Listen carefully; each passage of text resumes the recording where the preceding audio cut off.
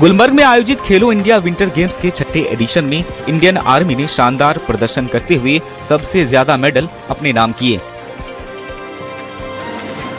बर्फीले ट्रैक पर दमदार खेल दिखाते हुए आर्मी के एथलीट्स ने प्रतियोगिता में अपना दमखम दिखाया। इस शानदार उपलब्धि पर केंद्रीय मंत्री मनसुख मंडाविया ने टीम को बधाई दी और विजेता ट्रॉफी प्रदान की। ट्रॉफी मिलते ही खिलाड़ियों में खुशी की लहर दौड़ गई। सम्मान समारोह के बाद एथलीट्स ने आर्मी अधिकारियों के साथ जीत का जश्न मनाया। खिलाड़ियों का कहना है कि ये जीत उनकी कड़ी मेहनत और अनुशासन का नतीजा है। वे अगले साल भी पहला स्थान हासिल करने के लिए और अधिक मेहनत करेंगे। इंडियन आर्मी की सफलता ने एक बार फिर से साबित कर दिया कि देश की सेवा के साथ साथ खेल के मैदान में भी वे अव्वल हैं।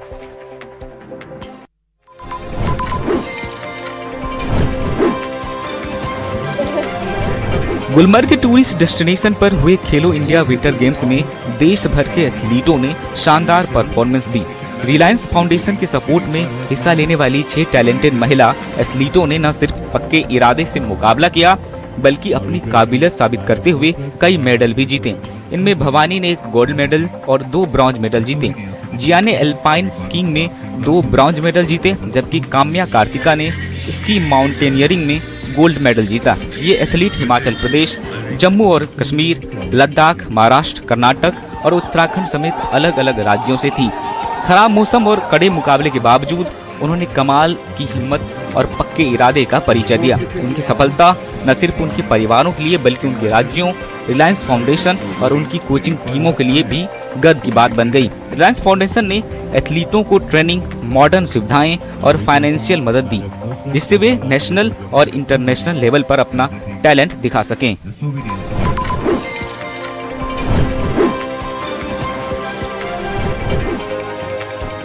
खेलो इंडिया विंटर गेम्स 2026 की मेडल टैली जारी कर दी गई है।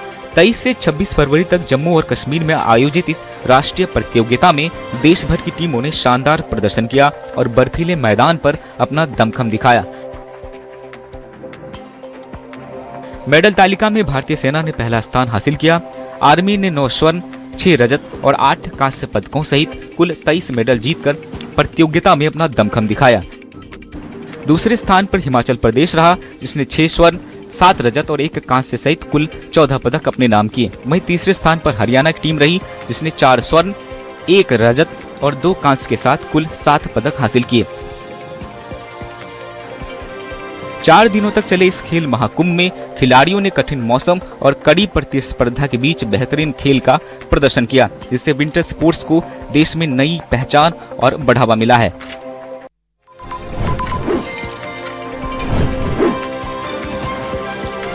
श्रीनगर स्थित कश्मीर विश्वविद्यालय में 21वें दीक्षांत समारोह का भव्य आयोजन किया गया।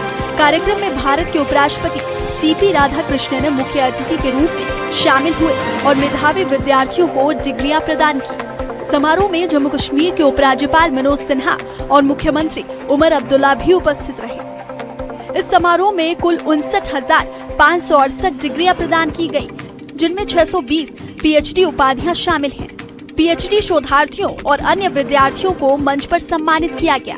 कार्यक्रम में लोगों को संबोधित करते हुए उपराष्ट्रपति सीपी राधाकृष्णन ने कहा कि दीक्षांत समारोह केवल कार्यक्रम नहीं, ये एक नए जीवन की शुरुआत है। यह university may have state-of-the-art infrastructure, global collaboration and academic achievements. Yet its real legacy walks out of its gates each year in the form of its graduates.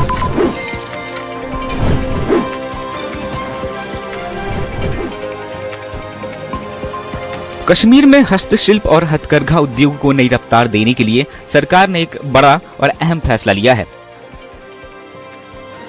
Vocal for local अभियान के तहत कश्मीर हाट में यूनिटी मॉल स्थापित किए जाएंगे। इस महत्वाकांक्षी परियोजना पर 132 करोड़ रुपए से अधिक की लागत आएगी। हैंडलूम एवं हैंडीक्राफ्ट विभाग कश्मीर के निर्देशक मसरत उल इस्लाम ने जानकारी देते हुए बताया कि ये मॉल स्थानीय कारीगरों और उद्यमियों के लिए वन स्टॉप डेस्टिनेशन साबित होगा। यहाँ जम्मू और कश्मीर सहित देश के सभी राज्यों और केंद्र शासित प्रदेशों के हस्तशिल्प उत्पाद प्रदर्शित किए जाएंगे। ये पहल वन डिस्ट्रिक्ट वन प्रोडक्ट योजना के अनुरूप होगी और GI टैग प्राप्त उत्पादों को विशेष रूप से बढ़ावा दिया जाएगा। यूनिटी मॉल के माध्यम से स्थानीय शिल्पकारों को अपने उत्पादों को प्रदर्शित और बेचने के लिए एक बड़ा और संगठित मंच मिलेगा।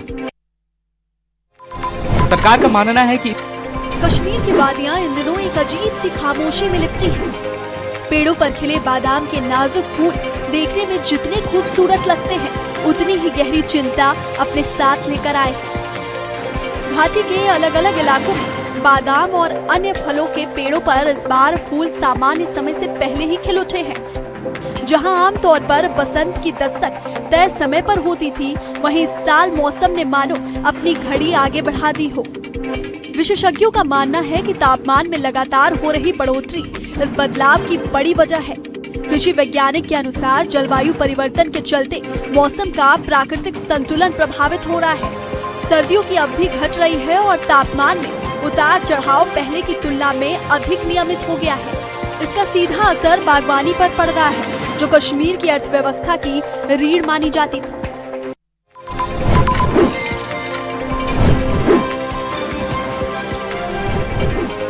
पुंछ नगर के कृष्णचंद पार्क में बनाए गए मिनी ट्यूलिप गार्डन का अतिरिक्त जिला विकास आयुक्त ताहिर मुस्तफा मलिक ने विधिवत उद्घाटन किया। उद्घाटन के साथ ही रंग बिरंगे ट्यूलिप फूलों से सजा ये खूबसूरत गार्डन आम लोगों के लिए खोल दिया गया। अधिकारियों ने इस मौके पर लोगों से अपील की कि वे अपने परिवार के साथ गार्डन में आएं और खिले हुए ट्यूलिप फूलों की सुंदरता का आनंद लें। उन्होंने कहा कि इस तरह के पहल से न केवल पर्यटन को बढ़ावा मिलेगा, बल्कि स्थानीय लोगों को भी एक नया मनोरंजन स्थल मिलेगा। वहीं गार्डन में घूमने आए युवाओं ने खुशी जाहिर करते हुए कहा कि पुंछ में इससे भी बड़ा ट्यूलिप गार्डन विकसित किया जाना चाहिए, ताकि ये इलाका भी पर्यटन के नक्शे पर और मजबूती से उभर कर सामने आए। युवाओं का मानना है कि अगर सुविधाएं बढ़ाई जाएं, तो बाहर से आने वाले सैलानियों की संख्या में काफी इजाफा हो सकता है। मिनी ट्यूलिप गार्डन के उद्घाटन के साथ ही पुंछ को एक नई सौगात मिली है, जो आने वाले दिनों में आकर्षण का केंद्र बन सकता है।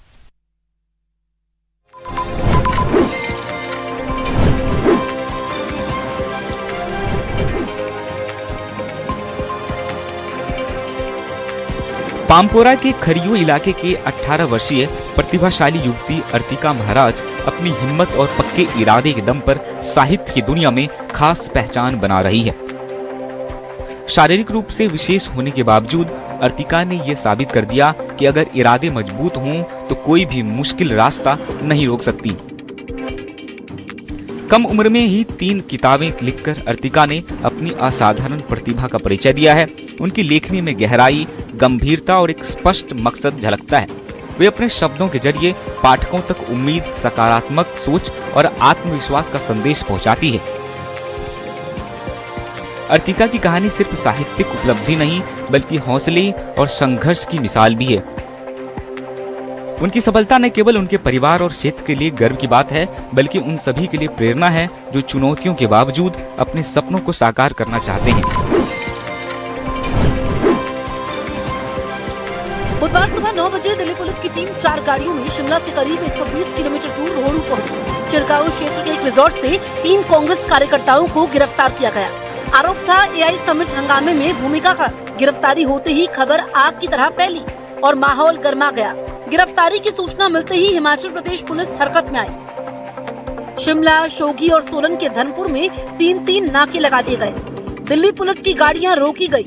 सड़क पर दोनों टीमों के बीच तीखी बहस हुई। शाम 4 बजे हिमाचल पुलिस ने आरोपियों को अपने कब्जे में ले लिया। मामला अब सीधा अधिकार क्षेत्र की लड़ाई बन चुका था। मैं क्या कह रहा हूँ? आपने बोला कि आपने बोला आपने अब कह रहे हो आप बोलिए, आप कर कह रहे हो सर, मैं आपको बोल रहा हूँ मेरी अभी मीडिया वालों से भी हुआ, मेरे को इन्वेस्टिगेशन करने दीजिए प्लीज, है ना? कोई नहीं सर, आप you are in the public place sir, we are not doing anything. ये सब मीडिया के सामने आप बोल रहे हैं मीडिया ट्रायल कराएंगे, मुझे समझ नहीं आ रहा। नहीं, मैं बिल्कुल नहीं बोल रहा, कोई बात नहीं, मैं कोई करने दीजिए और हमें कोऑपरेट।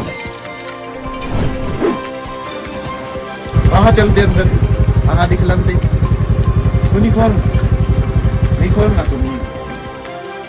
कांगड़ा जिले के शाहपुर उपमंडल का गवर्नमेंट सीनियर सेकेंडरी स्कूल चढ़ी इन दिनों विवादों के केंद्र में है। शिक्षा का मंदिर कहे जाने वाले स्कूल में हालात ऐसे बन गए हैं कि यहाँ पढ़ाई से ज्यादा आपसी टकराव और आरोप प्रत्यारोप की चर्चा हो रही है। सबसे पहले स्कूल के छात्रों ने ही स्कूल प्रबंधन के खिलाफ शिकायत चाइल्ड हेल्पलाइन में दर्ज करवा दी।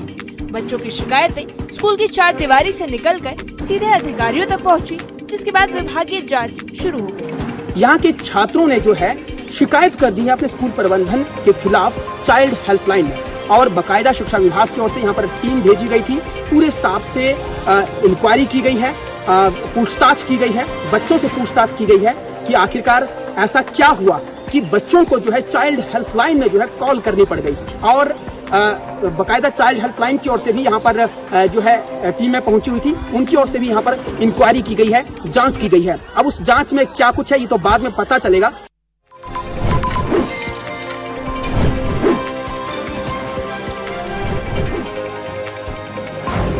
चंबल जिले के राजकीय वरिष्ठ माध्यमिक पाठशाला मसरूड़ में इन दिनों पढ़ाई का माहौल प्रभावित हो गया। स्कूल के 3 कमरे पूरी तरह क्षतिग्रस्त हो चुके हैं, जिससे यहाँ पढ़ने वाले छात्रों और शिक्षकों के सामने बड़ी समस्या खड़ी हो गई है।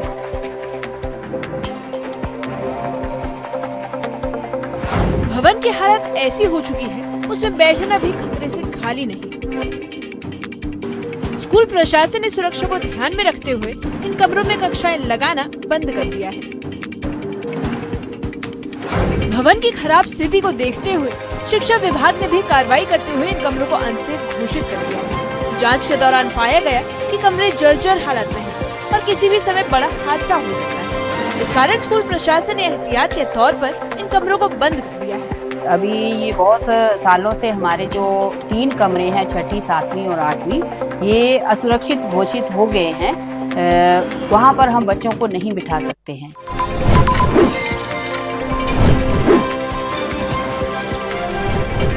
खराब पड़ा कबाड़, छात्रों का हुनर और तैयार हुआ एक कमाल। फतेहपुर के राजकीय मंडल सीनियर सेकेंडरी स्कूल के 12वीं कक्षा के छात्र लक्ष्मण ने कबाड़ से कमाल कर दिखाया।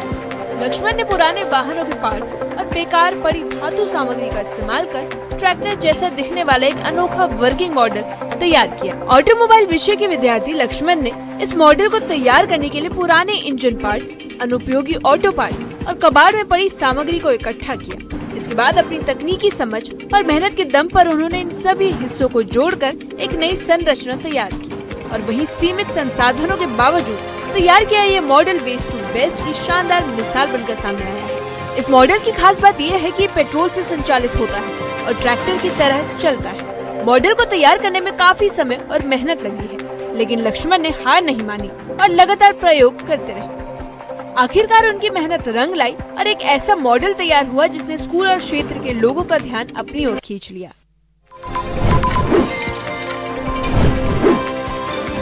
त्रिवेणी के नाम से विख्यात रिवाल्सर शहर में इन दिनों बौद्ध भक्तों का तांता लगा हुआ है।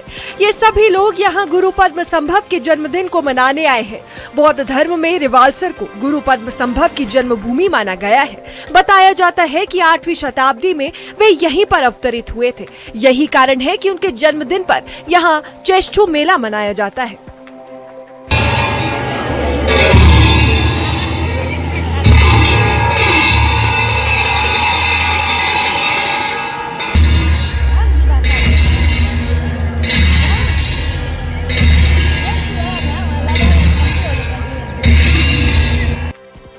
इस मेले के दौरान सबसे ज्यादा आकर्षण का केंद्र रहता है छम नृत्य। बौद्ध अनुयायी देवताओं, राक्षसों और कंकालों के रंगीन मुखौटे पहनकर और अलग अलग रूप धारण करके एक गोलाकार घेरे में इस नृत्य को प्रस्तुत करते हैं।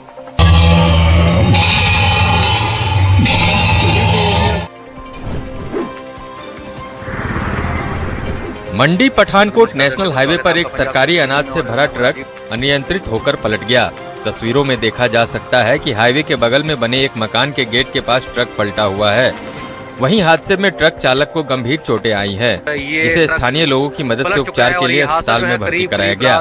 ट्रक के पलटने से ट्रक में रखे सरकारी अनाज की बोरियां जमीन पर बिखर गयी। हादसे के दौरान कुछ समय के लिए यातायात भी प्रभावित रहा। पुलिस और प्रशासन की टीम ने मौके पर पहुंचकर यातायात को सुचारू कराया। पुलिस ने क्षतिग्रस्त संपत्ति और वाहन को कब्जे में ले लिया है। 1:50 या 2 बजे के करीब हमें इन्फॉर्मेशन मिली थी कि टांडा से आई थी इन्फॉर्मेशन की सड़क हादसा में कोई ट्रक चालक जो है वो इलाज के लिए लाया गया। उसके लिए हम फिर हालात तस्दीक करने के लिए हॉस्पिटल पहुंचे तो वहाँ पर ट्रक का चालक वो इंजर्ड था, उसका इलाज चला हुआ। कांगड़ा घाटी में 3 साल बाद फिर टॉय ट्रेन के दौड़ने की उम्मीद जग उठी है। तस्वीरों में दिख रहा ये पुल चक्की रेलवे पुल है जो साल 2022 की भीषण बरसात में बह गया था। अब पूरी तरह चक्की रेलवे पुल बनकर तैयार हो चुका है। लगभग 3 सालों के इंतजार के बाद कमिश्नर रेलवे सेफ्टी ने पुल का निरीक्षण कर इसे संचालन के लिए हरी झंडी दे दी। पुल के बन जाने से अब जल्द ही पठानकोट से जोगिंदरनगर तक चलने वाली टॉय ट्रेन फिर से पटरी पर दौड़ती नजर आएगी। पठानकोट जोगिंदरनगर रेलवे लाइन वर्ष 2022 में आई भारी बारिश और चक्की खड्ड में आए तेज बहाव के कारण बाधित हो गई थी। पुराने रेलवे पुल के बह जाने से रेल सेवा पूरी तरह ठप हो गई थी और पंजाब के पठानकोट से कांगड़ा घाटी का संपर्क टूट गया था। करीब 3 वर्षों तक ट्रेन सेवा बंद रहने से यात्रियों, व्यापारियों और पर्यटन उद्योग को भारी नुकसान झेलना पड़ा, जिसके बाद 70 करोड़ रुपए की लागत से बने नए पुल का निर्माण आधुनिक तकनीक से किया गया। रेल सेवा की बहाली से पर्यटन को नया संबल मिलेगा और स्थानीय अर्थव्यवस्था को भी मजबूती मिलेगी। 3 साल बाद टॉय ट्रेन की वापसी कांगड़ा घाटी के विकास के लिए एक नई शुरुआत मानी जा रही है।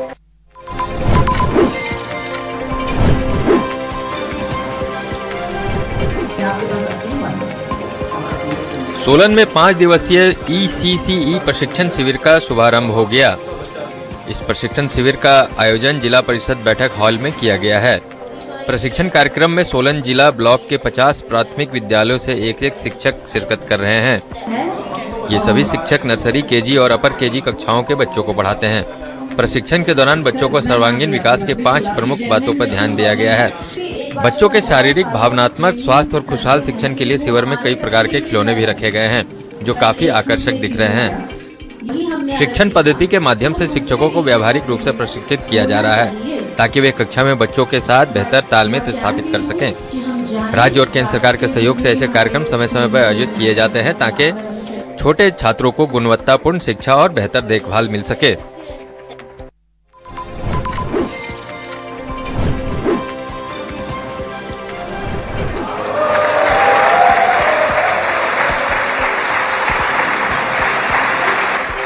प्रधानमंत्री मोदी ने दुनिया के नक्शे पर भारत का मान बढ़ाते हुए एक नया इतिहास रच दिया है। उन्हें इजराइल और फिलिस्तीन दोनों देशों ने अपने सबसे बड़े नागरिक सम्मान से नवाजा है।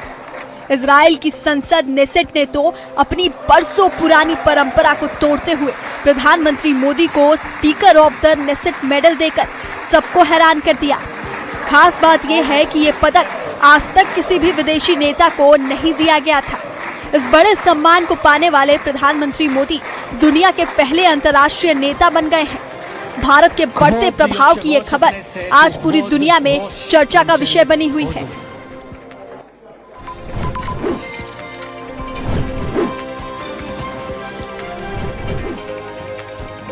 प्रधानमंत्री मोदी के नाम एक और बड़ा रिकॉर्ड दर्ज हो गया है। पीएम मोदी दुनिया के पहले ऐसे लीडर बन गए हैं जिनके इंस्टाग्राम पर 100 मिलियन से ज्यादा फॉलोअर्स हो गए हैं। सोशल मीडिया प्लेटफॉर्म पर उनकी ये उपलब्धि एक नया वैश्विक माइलस्टोन मानी जा रही है।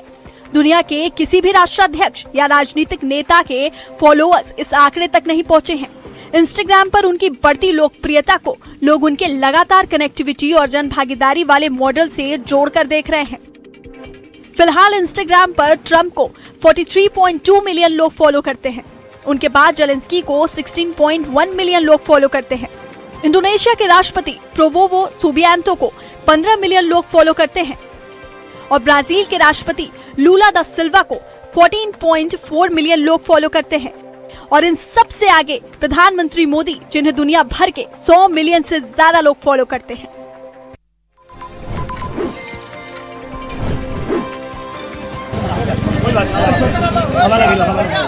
रियासी में एक तेज रफ्तार डंपर बेकाबू होकर गहरी खाई में जा गिरी, जिससे इलाके में हड़कंप मच गया। हादसा टाली मोड़ के पास तब हुआ जब काला मोड़ से आ रहा डंपर अचानक चालक के नियंत्रण से बाहर हो गया। शोर सुनते ही स्थानीय लोग और पुलिस तुरंत मौके पर पहुंचे और कड़ी मशक्कत के बाद घायल चालक को खाई से बाहर निकाला। गनीमत रही कि इतनी ऊंचाई से गिरने के बावजूद चालक की जान बच गई। हालांकि उसे काफी गंभीर चोटें आई हैं। घायल को फौरन जिला अस्पताल रियासी में भर्ती कराया गया है, जहां डॉक्टरों की टीम उसका इलाज कर रही है।